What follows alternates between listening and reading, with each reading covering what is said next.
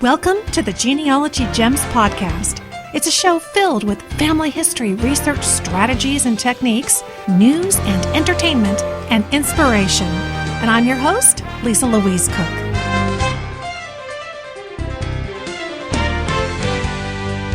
Hello, everyone, and welcome to Genealogy Gems podcast episode number 160. I'm home from a few weeks of traveling. My first stop was Ottawa, Canada, where I spoke at the British Isles Family History Society of Ottawa Conference. It was held at the National Archives, Canada, and it was my first time to Ottawa, and they couldn't have been more welcoming. I gave 4 presentations, and we did a very special 3-hour hands-on workshop on using Google Earth for genealogy. And as I understand it, I am to blame for some sleepless nights from those who attended because they were all so excited about what they had learned. And many of them told me they were up all night flying the globe. So you never know. I can't guarantee that you'll be rested if you take any of my classes. I felt very fortunate to make it to the conference because I missed my connection in Montreal. As it turns out, there were about 1,500 other people trying to go through customs at the same time I was, with about 3 customs agents. But genealogy cannot wait. It doesn't take no for an answer. So since I missed my flight, it was the last flight of the night. And in fact, they even told me there's a bus, but you missed the last bus. So I rented a car and I drove through the night from Montreal to Ottawa. We did the workshop at 9 a.m. the next morning, and I was totally jazzed for it, and we had an absolute blast. But I have to admit that as soon as it was over, I sat down in my hotel room, and I literally just passed out. I slept about half the afternoon away. But hey, what's a little fatigue when there are ancestors to find? And then the following weekend, I was off to Detroit, Michigan. Again, another first-time visit. The Detroit Public Library and the Detroit Society for Genealogical Research co-hosted a full-day seminar featuring me and Dr. Debbie Abbott, who you will remember. She was a guest on episode number 159. What a great group they had. And it's really incredible how the library and the society work together, pool their resources, and they raise the funds so that they can provide that Family History Festival each year free of charge to the public. It's pretty incredible. And guess who paid me a visit while I was in Detroit? I was talking with one of the attendees after one of the presentations, and I looked over, and standing next to me was Steve Luxenberg.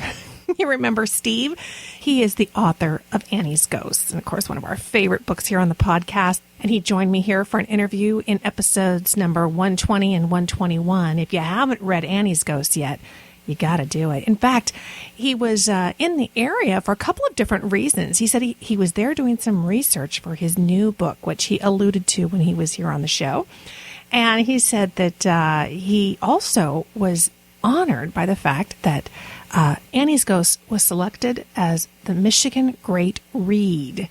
It is the book being featured in book clubs all over the state, and he had been touring around and doing some talks on the book around the state of Michigan. And since he had some research to do at the Detroit Library and he saw I was going to be there that day, he pulled it all together.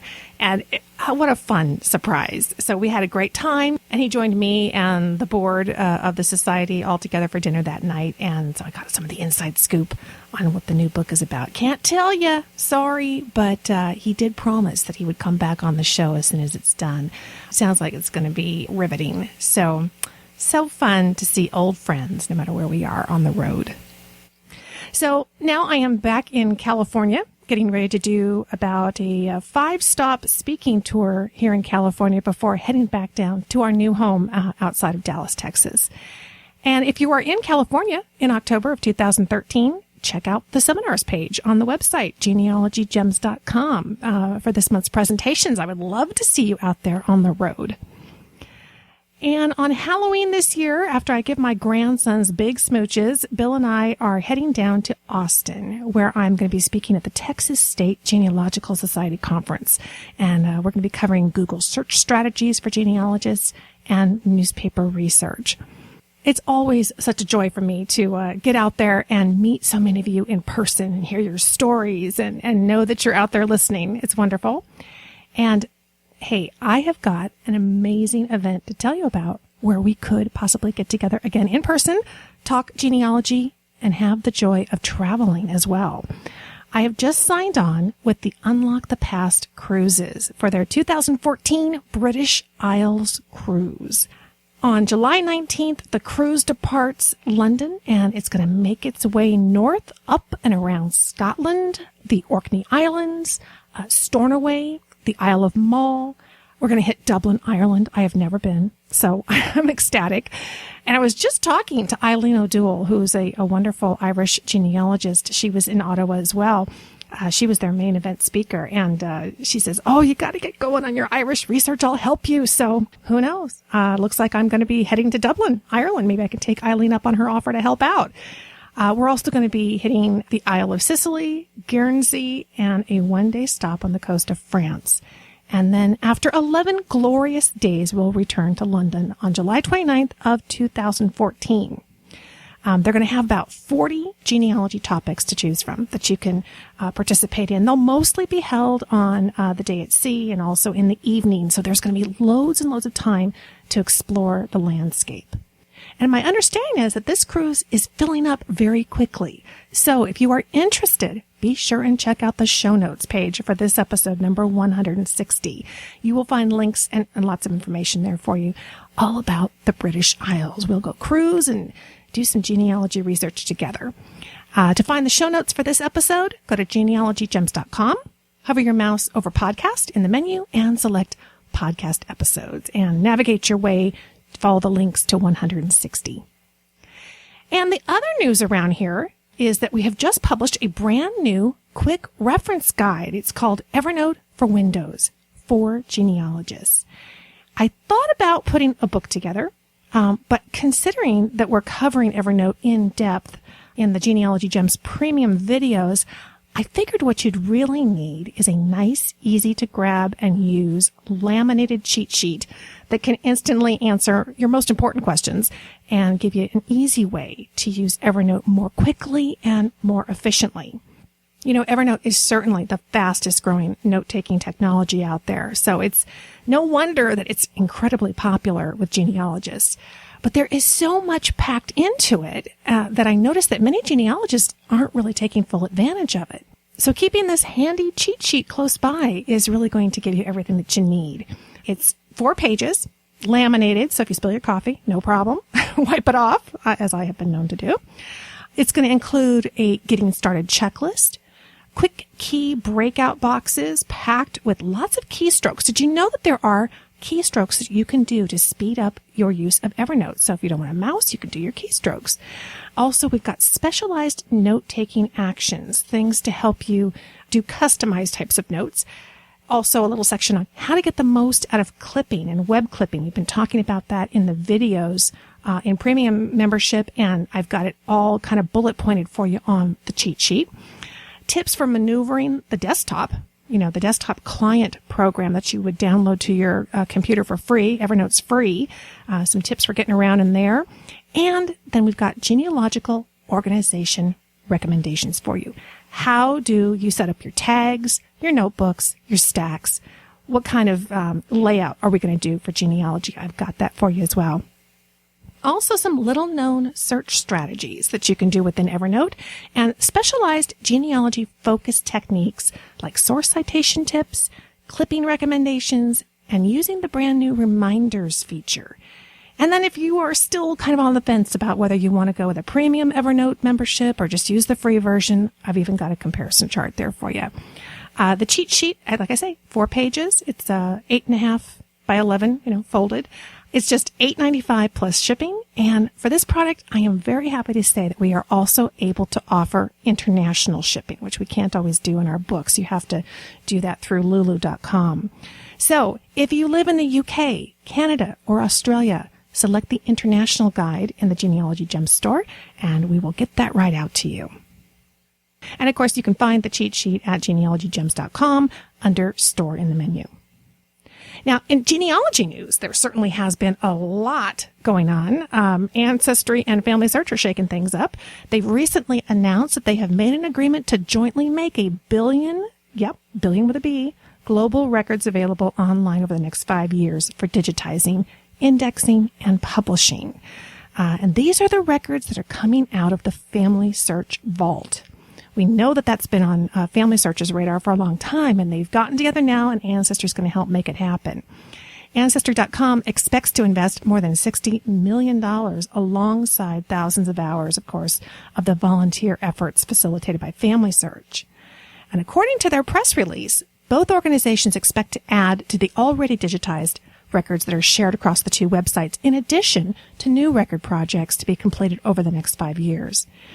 These two organizations, they're not strangers to working together. Hundreds of millions of records have already been shared and are available on Ancestry.com and FamilySearch.org. The companies also announced in early 2013, of course, that additional project where they plan to publish 140 million U.S. wills and probate indexes and images over the next 3 years. And that's going to create a national database of wills and other probate documents spanning from 1800 to 1930 online. That'll be for the very first time. So nice to see them working together and helping to bring all of these records to us. And finally, the Associated Press recently put out a story that really renews your faith that even family history that you thought was lost forever can be found, or better yet, make its way back to you. So the story begins here. Let me read this to you. It says, a World War II soldier's heartfelt letter to his daughter has finally reached her 7 decades after it was written. Peggy Eddington Smith received the letter penned by her father, Private First Class John Eddington, as well as his Bronze Star and Purple Heart medals during an emotional ceremony Saturday in Dayton, Nevada. It's about 40 miles southeast of Reno. In this article, it says, the father she never met wrote the 3-page letter shortly after she was born, and shortly before he died in Italy in June 1944. He sent it while stationed in Texas just before he went overseas. Getting his medals was nice, but the letter meant more because it made her feel closer to her father, Eddington Smith said. She knew little about him, since her mother could rarely bring herself to discuss the love of her life. The letter gave me more knowledge of who he was, she told the Associated Press. He poured out his heart to me, and a lot of men don't put that kind of emotion in writing. I'm just overwhelmed by everything, trying to absorb everything. As it turns out, Donna Gregory of St. Louis found the soldier's letter and other World War II memorabilia in a box 14 years ago while helping her then-husband clean out his grandparents' home in Arnold, Missouri, a St. Louis suburb. Gregory's voice cracked with emotion as she read the letter Saturday, bringing tears to Eddington Smith and many in the crowd of about 150. The soldier devoted the first page to his wife, saying he hoped she did not find it silly that he was writing a letter to a child who could not read. Addressing the next 2 pages to his darling daughter, he wrote that while she may not see him for some time, he wanted her to know that she was always on his mind. I love you so much, the letter says. Your mommy and daddy are going to give you everything we can. We will always give you all the love that we have. Eddington urged his daughter to always treat your mother right. You have the sweetest mother on the earth. He closed the letter by writing, I love you with all my heart and soul, forever and forever. Your loving daddy. This is an amazing story, and I've got it all for you in the show notes, as well as a link over to the Genealogy Gems blog. There's a video there of Eddington Smith talking about this letter coming back to her. Gives you hope, folks, doesn't it? Well, I'm particularly excited about getting to the mailbox portion of this episode because, as I mentioned in the last episode, many of you have been writing in and you've been letting me know that you're getting out there on the web and you're sharing your family history through blogging. So coming up next, I'll be sharing your emails, blogs, and your discoveries.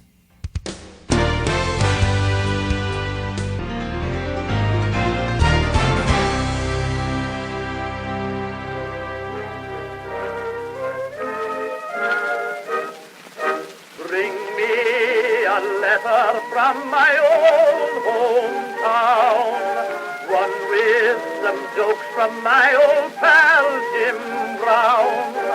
Bring me a letter from that girl of mine, saying that she's longing for me all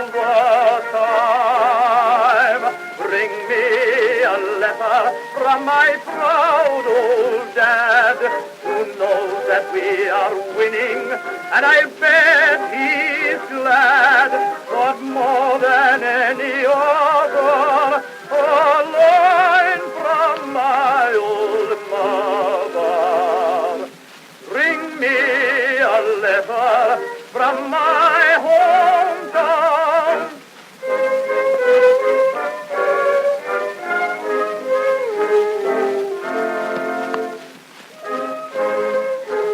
Oh, I've been looking forward to this mailbox segment of episode number 160. Let's get right to it.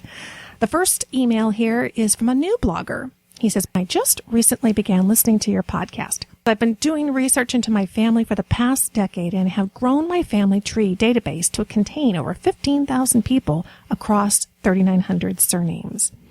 I have run a personal family history site for the past 5 years at megankeith.com/past. And now, based on your advice, launched my own genealogy blog. I already had a Tumblr account, so I started sonofswift.tumblr.com. Son of Swift is a translation of my name from the original Gaelic name. I've been posting regularly over the past week as I have availed myself of the Ancestry.com site, and I am regularly updating my family with the new information I found. One of the first things I posted was my surname list so that immediate and distant relatives can find my site and use what I've collected. Thanks for the great idea, and I will continue to listen as I conduct my research into the future. Good for you. This is great. So they've got megankeith.com/past and sonofswift.tumblr.com. And as I recall, Tumblr is kind of like stumbled upon. It's a place where you sign up for free, and it's almost like kind of spinning the slot machine, and it brings to you websites that you might find interesting based on keywords and things that you've clicked on in the past. So good to be in a couple different places. It's a great idea. So check that out. And Chris is blogging as well. Chris says, okay, listening to the folks in your latest podcast convinced me. I started my own genealogy blog last month. So far, there's not a lot of traffic, but I've gotten good reviews from the family members. Chris, that's what it's all about, isn't it? That's awesome. They'll start getting the word out. So you watch. So Chris says, I want to be sure that I post the kinds of things that might be interesting or helpful to a wider audience than just my family. Of course, I'm hoping those long-lost family members do find me, but in the meantime, I'd like to entertain and help other folks as well. I know there's an art to writing for a niche market blog. Maybe you have some ideas.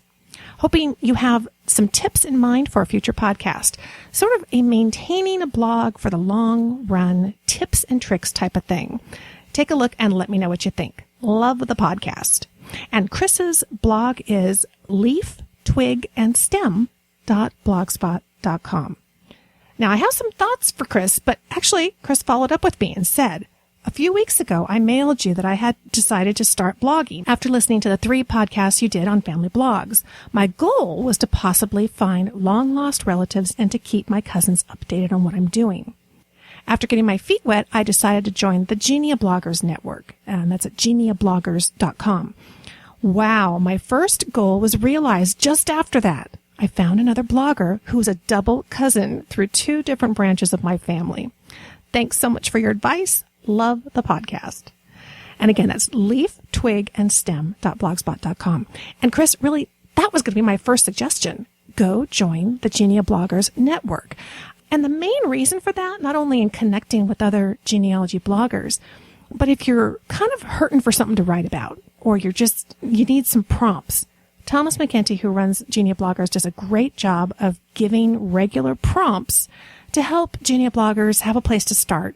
And he'll ask a question or he'll have a particular topic. One of the things he kind of uses is each day of the week has a particular theme. Now, you don't have to follow theirs exactly if you don't want to.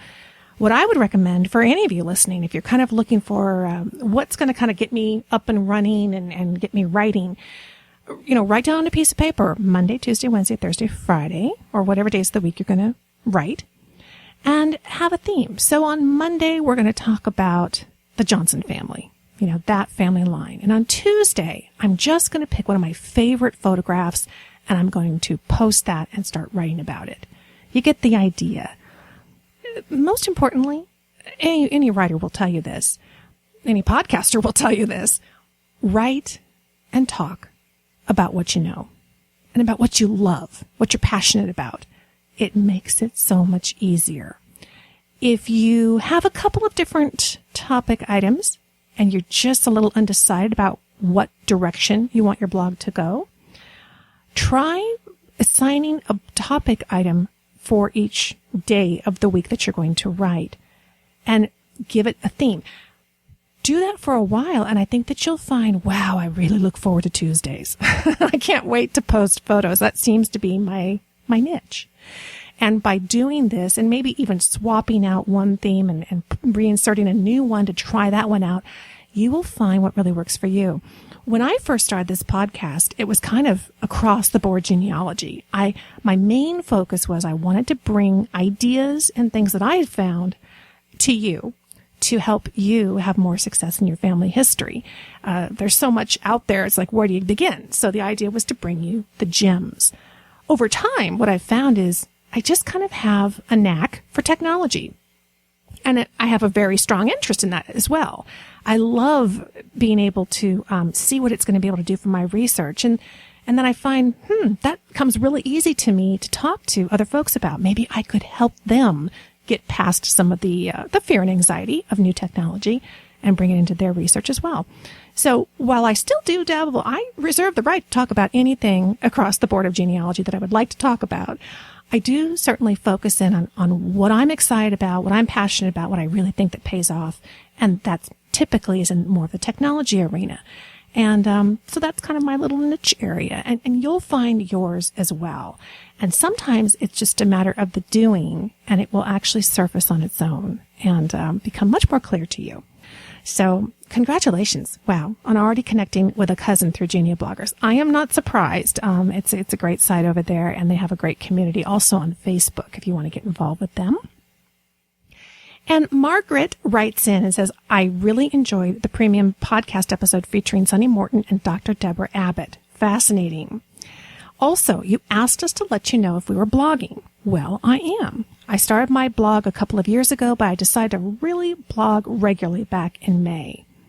And actually, Margaret, that's another key. It's the regularity. It doesn't matter how often, but it really helps to kind of set a goal. I'm going to do it weekly. I'm going to do it daily. I'm going to do it monthly, whatever it is. If you have that regular routine, it makes it a little easier. Okay, let's go on with her email.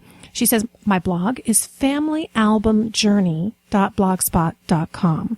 I'm using the photos in my Davis ancestors' family albums from the 1880s as a springboard for my blog posts. Perfect idea.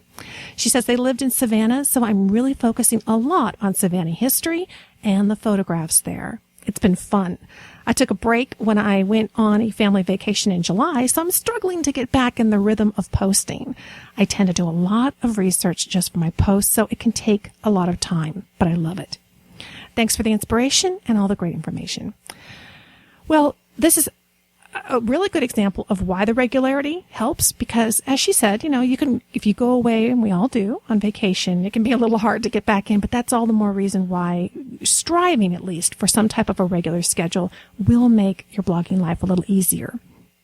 And as far as, and I admire that Margaret really wants to do her homework on what she's writing about in terms of Savannah and the photographs from her family album. If you find, wow, I'm just not getting this done, I'm not clicking the publish button because I don't feel like I've got everything I need, how about break it up? We did recently here, Sunny Morton and I were working on a series on preservation and protecting your research. We did that on the Genealogy Gems blog. And rather than have one big, long blog post, we actually broke it up into 4 and did it in small, bite-sized chunks. It was easier for us to write and produce, probably easier for you to run through and read as you were, going through your day. So, sometimes big and long and researched is harder on everybody. Break it up. Let's cut it in half. Let's cut it in quarters. And then you can do it in those pieces and give it the time and the dedication of research that you want to, and know that you're on a track to eventually get the entire thing out there. And along the way, as I've mentioned before, keyword rich. What do we mean by that? Search engine optimization, SEO, is probably a term you've heard. And what that's all about is making your posts keyword rich. So even though you know where this place is and you know who these people are and you know who's related to who, restate it. Restate it because those keywords are all not only critical to help the new reader to your site who maybe isn't as familiar with them, but it also helps Google find your site and deliver it as a search result to one of those cousins out there that you would like to meet. And so lots of pertinent keywords, things that are relevant to your research that also would be things that other researchers might be searching on. That's really going to help you get found. And Wayne writes in, says, I have started a new blog about genealogy. It is a place where I can tell stories, relate experiences, and pass along tips covered while doing research on my family through volunteer activities, including as an online parish clerk, and from projects completed as a genealogical consultant. The first post is in place, and I have many more in preparation. Have a look and let me know what you think. And Wayne's blog is called discovergenealogy.blogspot.ca. I'm guessing Wayne is in Canada. Go check it out. And I like this idea of having posts in preparation. Evernote really comes in handy for this. In fact, that's what I use because sometimes I'm standing in line at the grocery store and an idea for a gem pops up, or I think, oh, why haven't I covered that? I want to talk about that. I will grab my smartphone, tap Evernote, and I will jot that little idea in there. So I have a notebook just for gem ideas, genealogy gems, and those ideas that I want to flesh out. And you can even tag them. So you could have, this one's about photos. This one's about Savannah. This one's about, Canadian research, whatever the specific kind of area is of that blog post, and start collecting them and say, hey, I'm just going to focus on the photo notes that I've taken, those ideas. You tap that photo tag in Evernote, it pulls up instantly all of the ideas, the notes that you have on ideas that have popped up over time. I tell you, I have learned this the hard way. I'm drifting off to sleep at night and this idea comes. I think, oh, perfect. Oh, I want to do that on the podcast next time. And I'm convinced that I will remember it. It's such a great idea. No. When you go to sleep, your mind just kind of becomes mush and hopefully you relax and you wake up in the morning and 9 times out of 10, I cannot for the life of me remember what that brilliant idea was. Jotting it down. I've got my iPad next to my side of the bed. I just roll over, hit Evernote, throw it in there, and I'm off to sleep. It also helps me because sometimes, particularly you start a new blog and you get kind of excited about it and you start thinking about what you want to write and it's hard to turn the brain off at night. Having those notes, just tucked away into something like Evernote or even just a little notebook, getting them written down kind of gets them off your plate, lets you relax and go about your business, and you can come back to that idea and really flesh it out. So I like that idea, kind of having them in the queue. You never know where inspiration's going to hit you. And from premium member Sandy, she says, I'm a new blogger. On your last podcast, you said to email a link to our blogs. Well, here it is.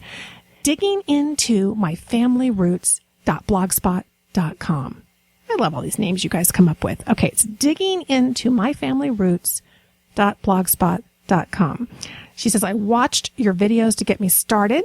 And she's talking about on the Genealogy Gems YouTube channel. So you go to our website, click under video, YouTube channel. It'll take you over to our YouTube videos. And I've got that little 3 or 4 part video series on blogging, how to start your own free blog using Blogger. So she says, I watched the videos, got me started. I do have fun with it. I hope you like it. Keep up the good work. Looking forward to meeting you at the Marin County Genealogical Society meeting in October. Yes, I will be up in Marin County. Lovely, lovely area of California. Sandy's blog, I noticed, I go through each one of your blogs, believe you me, and she has been featuring a series of letters that were written home during World War II.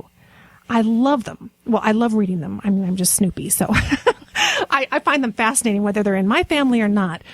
But I really like the idea that it provides her again with that theme. She's going through the various letters. You don't have to do them all in one blog post. You could even just take one page of one letter if you want to. But what a wonderful subject to write about, to share. And then things that get mentioned in the letters, she could flesh those out and do a little research and bring more rich context into her posts. So I think that's a wonderful idea. And from Steve, he says, on September 1st, I finally managed to get my family history blog started, and I'd like to invite you to take a look at your convenience. I call it Poking Around in the Past, and I gave you a link in my first post. There are 2 posts so far. Thank you, and have a great September. And that indeed is the address, Poking Around in the Past. I told you guys come in. You have the best URLs. And thank you so much, Steve, for the shout out. Oh my gosh. I'm very honored that you mentioned Genealogy Gems in your first post. Appreciate that. He's got a post here called Finding Relatives in All the Nooks and Crannies. And I just love the photographs that you've included, Steve, in your posts. Being a very visual person, I love the visual stuff. And there's lots of ways you can add visual interest to your blog posts.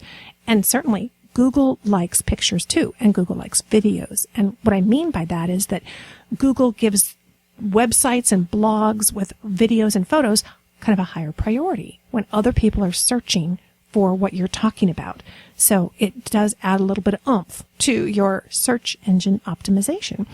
So, but you can add photographs. You can also go to, I recommend this quite often in my classes, go to wikipedia.com and do a search on public domain pictures or images, and you'll find a whole list of websites out there that have images available to you. Many of them are historic that you could pull from, that you can feel comfortable that they are in the public domain, which means they're copyright free, and you could include them on your blog. And I would recommend also, and this is true for all of you, I just happened to notice it on Steve's blog, but I would recommend that you include a method of subscribing easily to your blog in your navigation column. So when you're setting it up, if you go into the settings of your particular blog service, as in blogger.com, or it's known as blogspot.com, go in the navigation column, and I think people still like to subscribe via email. Not everybody uses blog readers, and of course Google Reader went away. iGoogle is going away. I'm still upset about that.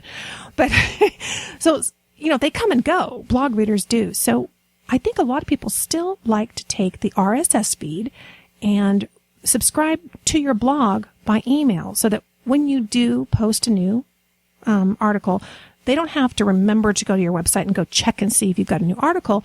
It will be emailed to them. So look for an RSS or email option subscription that you can add as a little widget onto your navigation. You can also go to Google and do a search on add RSS email option to blog. And you'll find also some posts and some information out there on how to do that. But I think it's well worth doing. You want to make sure that people can stay in touch with your blog. Gloria describes herself as a diehard fan. Thank you, Gloria.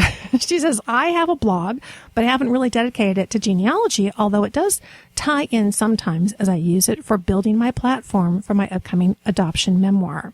Feel free to take a look at it. It's called Family Links Matter. I put together a Facebook group page. It's Groton, Massachusetts, Longley Line, Longley, and family members post and share information, pictures, and a lot more.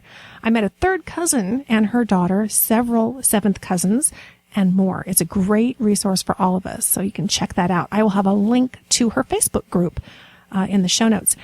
Boy, a Facebook group kind of goes along the same lines as having a blog. It's that idea of people who have a like interest coming together and fighting each other and crowdsourcing great genealogy information. And there you have it. Thank you to all of you genealogy bloggers out there. Cameron, Gloria, Steve, Sandy, Wayne, Margaret, Chris, and who am I forgetting here? New blogger. I think it's Megan Keith. Thank you, all of you, for writing in and sharing your blogs. And for any of you listening who have kind of wondered or just thought, I've never even checked out genealogy blogs, here's a wonderful group. These are your fellow listeners. Go to the show notes and click through, and you can just check out what folks are doing in terms of sharing their genealogy story. And as we've mentioned before, of course, blogging does something else that's very special. It gives you an opportunity to write a narrative about your family history and your genealogy research. And writing a narrative in itself is a very, very good tool for helping you further your research. It oftentimes brings out the gaps in your research. You start to write the story and you realize, I'm missing something. I need to go check that out. I need to go do some more research on that. So it's a positive in so many different ways. And I'm really proud of all of you for getting out there and writing. And I appreciate you sharing your blogs with us. And I wish you great success in meeting lots and lots of distant cousins. Bring me a letter from my proud old dad, who knows that we are winning, and I'll bet he's glad. But more than any other, a line from my old mother. Bring me a letter from my hometown.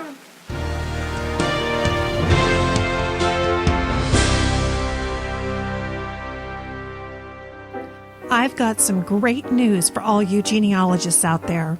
Roots Magic 6 is now available, and it offers some of the most customer-requested features, like online publishing, the ability to search every record, not just people, an editable timeline view, which is really incredible, and new web tags, which lets you link people, sources, places, and research log items to web pages, plus dozens of other great enhancements, and of course, all the built-in features that you've come to enjoy. There is a little something here for everyone. Now, if you're already a devoted Roots Magic user like I am, or if you're looking to take the next step in your family history research and finally start recording your family tree in your own genealogy database, or if you've just been wanting to make a switch to a much more user-friendly program, there's no better time to get your copy of Roots Magic 6. Do it now. Go to rootsmagic.com and download your risk-free trial of Roots Magic 6. You'll see why professionals and beginners alike choose Roots Magic at rootsmagic.com.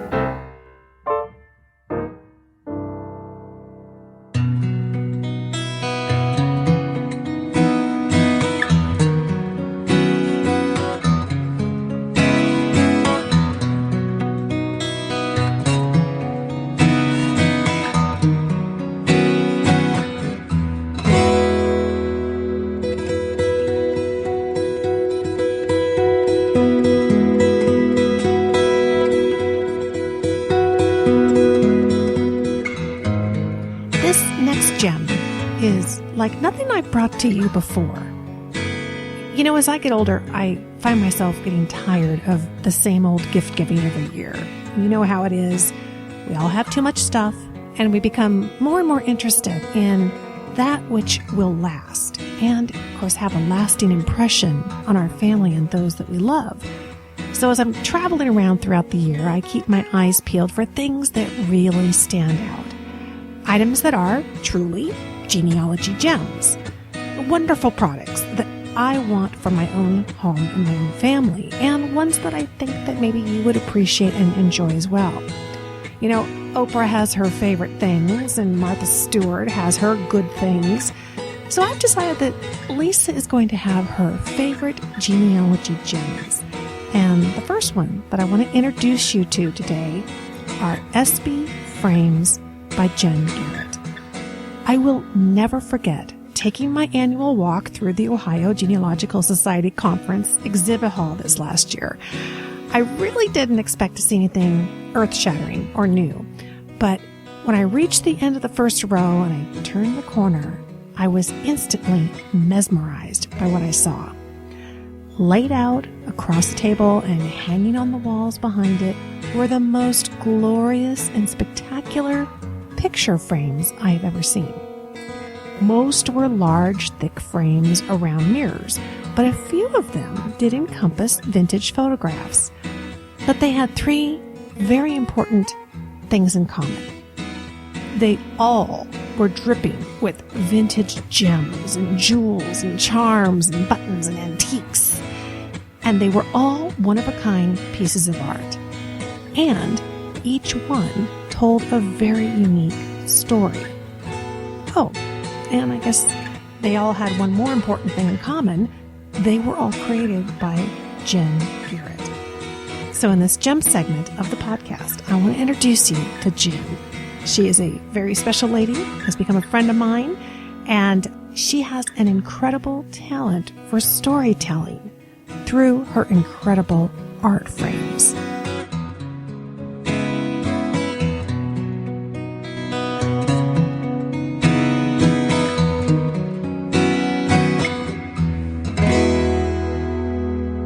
Well, hi, Jen. So glad you could join me today because I so much enjoyed meeting you at the Ohio Genealogy Society conference. Your display of frames certainly stood out in the exhibit hall. I'm so curious. It was a totally different kind of an exhibit to see at a genealogy conference. Yeah. What was the reaction of the genealogists who saw your frames and had a chance to see something completely new at a conference like that?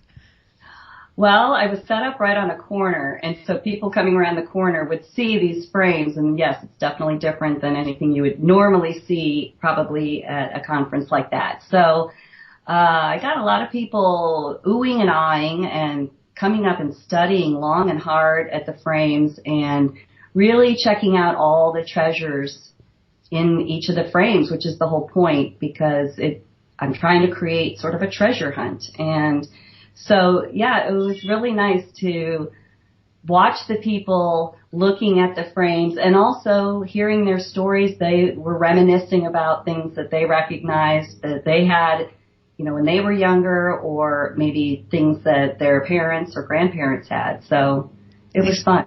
It is. It's like each frame is kind of a trip down memory lane. Now, me, I'm passionate about genealogy, but I love crafting. And one of my biggest passions, I think, is bringing together family history and storytelling. And I mean, storytelling in many creative ways, well beyond the spoken or the written word. And when I first saw your work, I really immediately had the sense that you were storytelling through your frames. Am I on the right track with that? Absolutely, yes. Yeah, in fact, I think even though I do a lot of frames that are themed, and some may only just be a certain color and all the things that you can find of that color, or just somebody's hobby, really the most interesting ones are when they tell a story about a particular person. Yeah, absolutely. And it's interesting because, we were talking about the reaction of genealogists at the conference, and I know that many people tapped into that story element of the frames. But I know as a crafter, my first reaction was, oh, that would be fun. I could make something like that, But then the more I examined them, it really took my breath away. The depth and the attention to the detail, the endless number of those authentic little vintage items that you had layered in there. Yeah. These frames, this is not just some quick little craft project. These must take hours to create. And not only the creation, but the hunting of the treasures, right? Oh, for sure. Yes. I mean, after hunting all the items down, and whether it's at flea markets, somebody's collection, I've bought people's collections of things like little butterfly pins and bean pieces. Salt and pepper collections are another one. After collecting all these things, and I have them in my barn, I have a big barn that everything is organized, well, sort of organized. And I joke that it looks like Santa's workshop because it's just everywhere. And so, yeah, after hunting all the pieces and then coming up with an idea of what this frame is going to be, it takes a really long time. I mean, I use old frames, many of which came from an old warehouse in Cincinnati, Kastner Company. These are the blanks that before they were decorated or gold leafed. So it's perfect for what I'm using. And a lot of them are the oval shaped. But like the rectangular ones, sometimes I'll wrap them in old maps or vintage fabric, early children's books that the pages, are real colorful, and even music, all kinds of things. So that makes it even more interesting when it's wrapped around the frame, and then I apply all the objects on top. I started using just a glue gun and realized, no, it's going to take more than that to really hold these items on. And so I used, different kinds of glues, adhesives, and then I do a spray shellac in the end to just kind of hold it all together.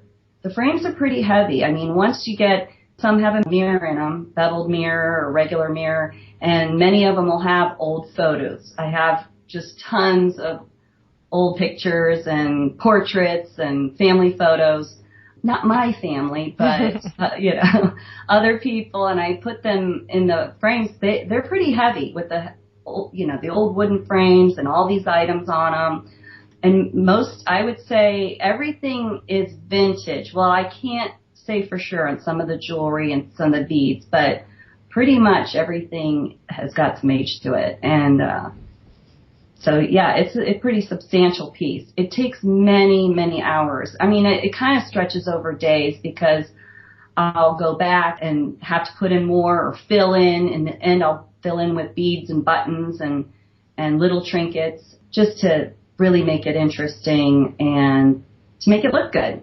Well, and look good is an understatement. Now, you remember, I must have come back and swarmed around your booth about 4 times before I settled in on the one that I purchased was, of course, the nursing frame. Yeah. This was a frame that had a photograph of a nurse in it, and immediately I thought of my grandmother, who was a nurse. She became a nurse back in the 1930s. So, of course, now her photograph is featured in your beautiful frame. But, this frame, I was looking at it thinking, I could see not only the storytelling and the vintage items, and I can't believe how many times I look at it and I find something completely new that I didn't see the first time. Right. But also, you have such an eye for the balance and the feel of the objects, the coloring, the sizes. I mean, there's a harmony there that goes well beyond just gluing things on a frame. There's an artistic flow, all the way around the frame. And I mean that just as you look at an oil painting and you see that balance and that harmony, to me, it just makes my eye continue around and around. I never get tired. I always stop and look at it as I pass through the doorway. Oh, well, thank you for saying that. That is sort of the intention. I mean, it doesn't always start off that way. I mean, I'll start with some big pieces, and kind of halfway through a frame, I might even think, oh, I'm not really liking this, or it's not really looking right. And the more I keep going and working with it, and I have busted some pieces off in order to kind of move things around, but in the end, yes, that's the whole idea, is that it has that flow and balance, and that your eye just keeps going around and around. Yeah. Now, as we got to know each other, of course, at the conference, I was not that surprised to learn that you actually have a long history with blending history and creative decorating. Tell all my listeners about that. Well, I never grew up with antiques. I never had anything old in my house. It wasn't until I met my husband in college, and he was the one that introduced me to the old things. And I think once you start going to antique shows and flea markets and picking up old things and kind of hearing the history behind them, you get hooked. And I was definitely hooked. I am hooked for life. And so I think it really started then. As far as, well, my husband passed away 16 years ago, and we both had been doing a lot of just general antique dealing, I guess. He knew a lot and about a lot of different things. But one of the things that we did was provide decor for restaurants, and one of them being Cracker Barrel restaurants and TGI Fridays. Although TGI Fridays doesn't use old things anymore, that's what I decided to do when I had to support my 3 little children. And I thought I can supply the decor because I had done a lot of picture framing, the old ancestors that they have on the wall if you've eaten at a Cracker Barrel. I when I buy the pictures, sometimes the frames without the portraits in them, have to match them up.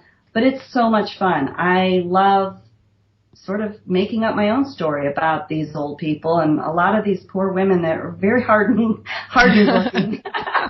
They had tough lives way back when. But that's what I've done for them, is provide them with a lot of the portraits, pictures, I also buy signs and musical instruments, sports memorabilia, a lot of old things that they use for wall hanging.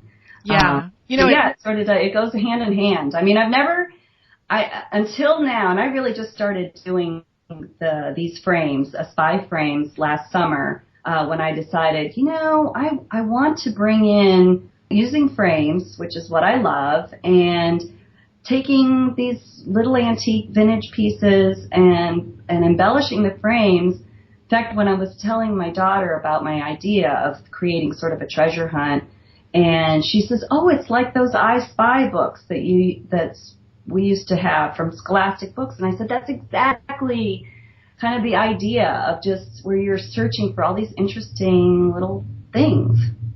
Exactly. Well, it's funny you mentioned the work that you did with Cracker Barrel, because I thought when you told me that the first time, I had actually just eaten at my first Cracker Barrel last year, because they don't have them out here in California, at least where I live. Right. But my daughter is in Missouri, and she says, "Oh, we got to go to Cracker Barrel." So we did. And it's funny, walking into a Cracker Barrel is like walking into one of your frames. But it's this whole idea of, you walk in and you just feel this story is kind of going on around you. In fact, I asked the server and I said, "I want that bread box. Can I buy that? I thought they were all for sale." "No, you can't." So when I met you, there was my opportunity to get my own little Cracker Barrel story around my frame. You were talking about the hunt that you went on, and you mentioned, from what I can see, a lot of these really are kind of vintage items. I'm imagining that the hunt itself is probably just addictive in terms of where in the world do you go? You must be all over the place. Well, it's amazing what you can find right here in Cincinnati. In fact, that's what has sort of supported my antique business all these years is there, and I think it has a lot to do with all the German immigrants that were here and such savers. And I just feel like there's stuff coming out all the time. I mean, it starts with garage sales, yard sales, and kind of works its way up into the flea markets and the antique shows. But yeah, I hit all the local shows, and even this weekend, I was actually on a college trip for my son, my youngest son, and we were up in Boston, and there is the most wonderful antique show 3 times a year that happens up in Brimfield, Massachusetts. I hadn't been in, I hate to say it, but maybe decades, and we were passing right by, and it was the tail end of the show, and I said, "Devin, please, let's go check it out." And sure enough, even though I only had an hour to kind of run around one of the fields at Brimfield, I was able to buy some things. So, heaven. It was fun. So I'm curious. Now, I have the first collection that we're going to be featuring at the Genealogy Gems store, and these are absolutely, truly gems. I'm curious, do you remember what the first frame was that you created? There was kind of a few different ones in progress, I guess you could say. But yes, there's one that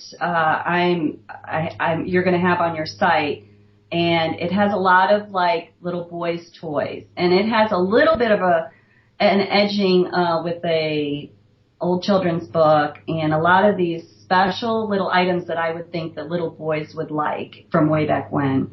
But yeah, I think that was kind of my third one.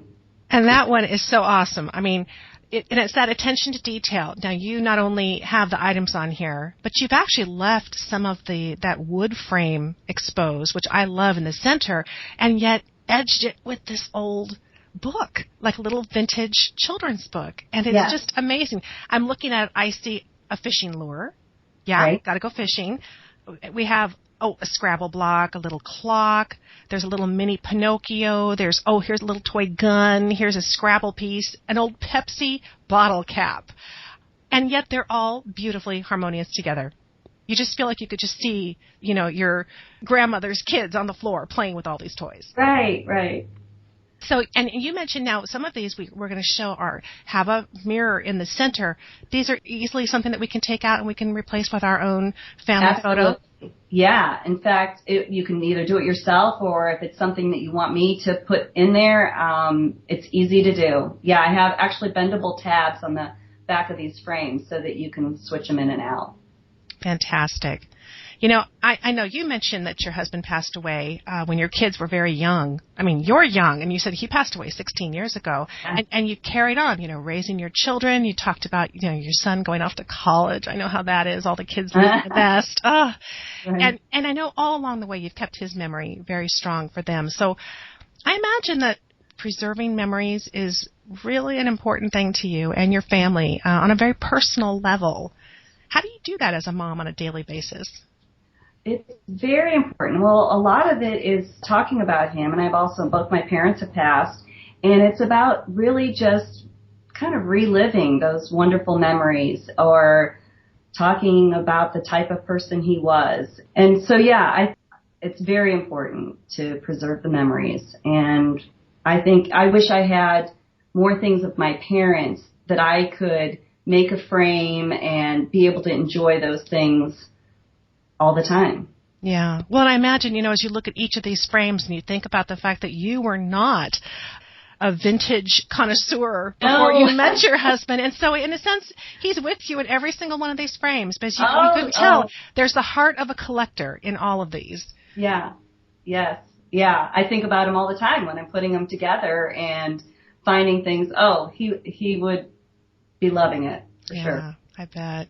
Now, finally, people may be looking at these and going, oh, I love this, but you know what? I'm one of the lucky ones. I have a whole box of trinkets and things that were from my grandparents. If they want to do something on a more custom level, what would that maybe look like? Can they even have you add a few things to an existing frame, or how might that work? Yeah, I think that I would actually have to add things because even though people think they have a lot in their drawer or in a box of their grandmother's things or grandfather's things that they want to use on a frame, it takes a lot more than you think to complete one of these frames. I usually end up having to go back in the barn and, go through the boxes and find more filler items to fill in these frames because it takes a lot. I believe it because of the depth. Yeah, absolutely. Yeah.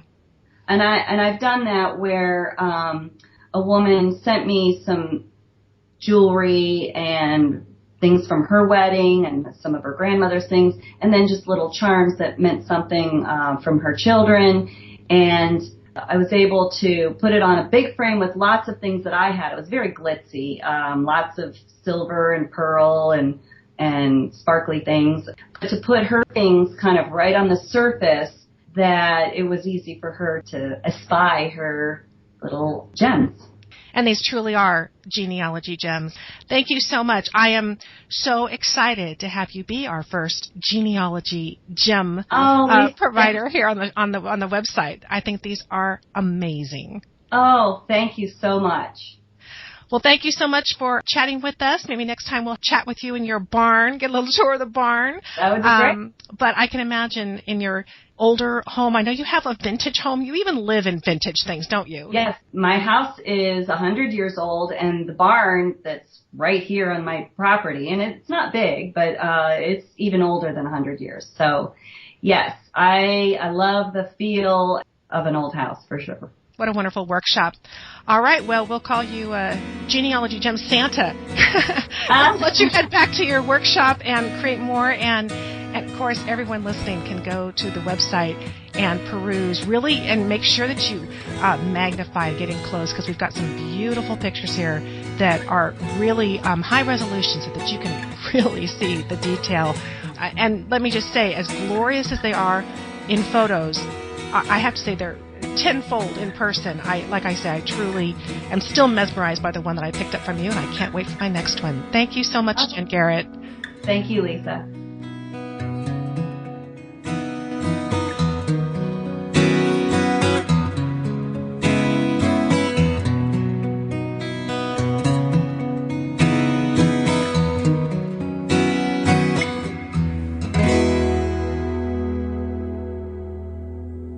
Well, I hope you enjoyed meeting Jen Garrett as much as I did the first time. And of course, I know that in an audio podcast, you can't really see these incredible frames. But what I hope you come away with is that there are new and creative ways to tell your ancestors' story. And I absolutely put my money where my mouth is go to the show notes for this episode number 160, and you will see the frame that I purchased at the Ohio Genealogical Society conference that day at Jen's booth. I have a very special hand-tinted photo from the 1930s of my beloved Grandma Alfreda Burkett, and she's in her nursing cap, and it was taken the day that she graduated from nursing school. She looks so young and beautiful and full of excitement for her new career, which would last for over 50 years. I've waited to hang that photograph in my home because I knew it deserved a special frame, and I just never found one that I really felt like did it justice. The frame that I bought that day absolutely does it justice. You have to see it. It's covered in vintage items from that same 1930s era, and all of them kind of have this medical theme, a nursing theme, and it helps tell Grandma Burkett's story. I noticed it right away because the frame held a photograph from that same era of another young nurse. But now she's been replaced with Grandma Burkett's photo, and this framed piece is now truly a family heirloom in our family. It hangs in my Genealogy Gems studio, and it's going to be handed down for generations to come, that is for sure. Jen's frames are definitely an investment, but one well worth making. And if you'd like to acquire one of these very special frames, you'll find an exclusive collection now in the Genealogy Gems website store. It's just in time for the holidays. And I have personally selected these frames for this collection. And I tell you, if I could buy them all for myself, I would do it because they are truly incredible works of art. Even if you aren't interested in purchasing an art picture frame like this, may I encourage you to just go and window shop. You will be inspired. And once a frame in this collection has been purchased, it is gone forever because they really, truly are one of a kind. So head to genealogygems.com and click Store in the menu. And on the homepage of the store, look down. I think it's in the second row. You will see SB photo frames, varied prices. And click on that one there, and you will see the collection that I have handpicked out of Jen's offerings. The first one that you're going to see there is called Patriotic, and it is indeed patriotic. Be sure to click on the photographs of these frames, because even though a photo cannot do them truly justice, you do want to see the larger version so you can really get an eye full of all this incredible detail of all the antiques that she's included. And then you'll find, it says the current collection. We have hearts, scalloped, manly, blue boy, teal, which is gorgeous, silver patriotic, and amber. And click on each one of those and you can go and just take them all in. They truly are inspiring. If nothing else, it's going to be a lot of fun window shopping, but perhaps you will see one there that is beckoning to you to be part of your home, maybe encompass a photograph of one of your ancestors. My thanks to Jen Garrett for joining me on this special gem, and I hope that you enjoy Lisa's favorite genealogy gems. As I find items like this, we'll bring them to you, and I hope that they are as inspiring to you as they have been to me.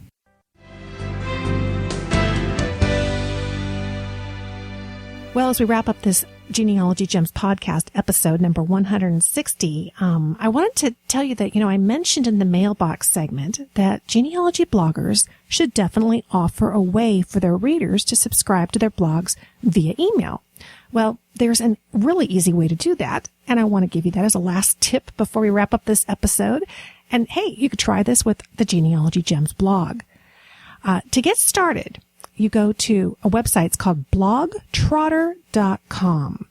Blog, BLOGTROTTR. There's no E in there. I don't know why they did that, but there's no E. Blogtrotter and then .com. To get started, you simply copy the RSS feed address for the blog that you want to follow by email.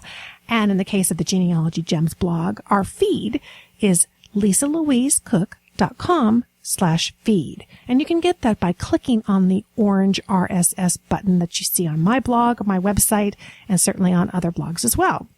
And then you go over to blogtrotter.com, BLOGTROTTR.com.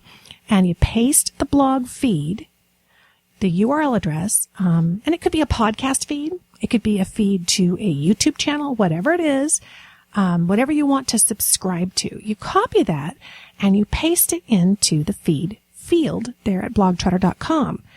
And then you type your email address, the one that you want to receive all the new posts via email. You put that address in there. Select how often you want to receive the email notifications of new blog posts or podcast episodes or YouTube channel videos. And then you click the orange Feed Me button. Blogtrotter will then deliver updates as they're published from your favorite blog directly to your email inbox. What could be more convenient? Try it out. I hope that you will try it with the Genealogy Gems blog. Test drive it for yourself. And then for all of you who are out there blogging about your family history, let your readers know that this service is available to them as well. It's absolutely free and it's really easy to use. You could create a simple text widget in the sidebar, in the navigation bar of your blog, and then you could link to blogtrotter.com. All right. And before I let you go, got to remind you, we've got all kinds of great stuff going on as part of Genealogy Gems Premium membership. If you are not yet a member, or if you haven't seen your renewal come up, and I don't know what's wrong with this website, that sometimes it doesn't seem to notify you, at least promptly, that your membership is coming to an expiration date. But if you haven't signed in for a while and you find that it looks like it's expired, you could certainly come back and renew. We have some great stuff for you. Of course, brand new exclusive Genealogy Gems premium podcast episodes, over 100 of them. And of course, also our video series. We've got all kinds of my most popular classes on video. And right now we're really knee deep in a mini series on using Evernote for genealogy, that free program that is absolutely fantastic. And of course, remember, we've got our brand new quick reference guide for Evernote that's available at the store. And as always, just stay in touch with us. You can do that really easily with the Genealogy Gems news blog. Absolutely free. Go to genealogygems.com. And as a thank you for signing up, you get the free ebook, 5 Fabulous Google Search Strategies for the Family Historian. So that's all at genealogygems.com. Thank you so much for listening, friend. I'll talk to you soon.